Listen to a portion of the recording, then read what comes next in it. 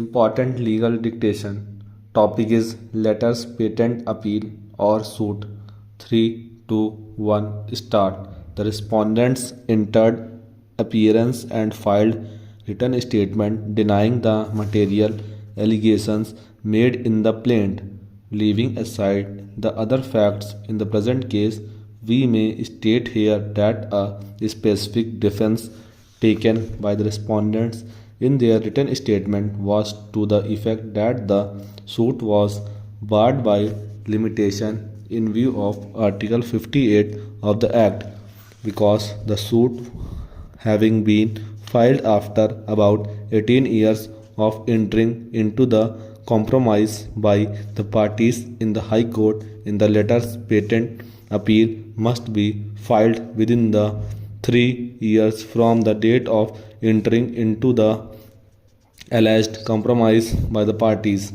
Accordingly, the respondents alleged that the suit must be dismissed on the ground of limitation. We make it clear that since the only question involved in this appeal is relating to the question of limitation, we have not considered the other aspects of the matter in this judgment.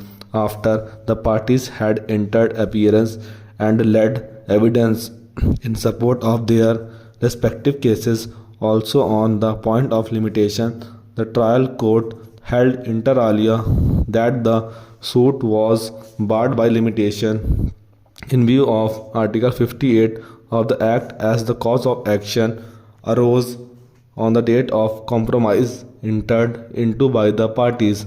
Para. Feeling aggrieved, the appellants filed an appeal before the additional district judge Kanpur, who also dismissed the appeal of the appellants inter alia, holding that the suit was barred by limitation.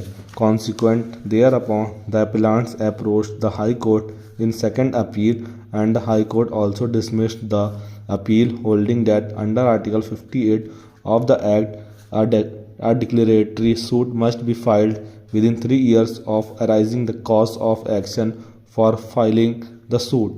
The High Court held in the impugned judgment that the cause of action arose when the parties had entered into the compromise, and therefore the suit having been filed on 21st of August 1990 was barred by time, since it was filed after 18 years from the date of the said compromise. Para. As noted herein earlier, the only question therefore to be decided is whether the mere existence of an adverse entry in the revenue records had given rise to cause of action as contemplated under Article 58, or it had accrued when the right was infringed or threatened to be infringed.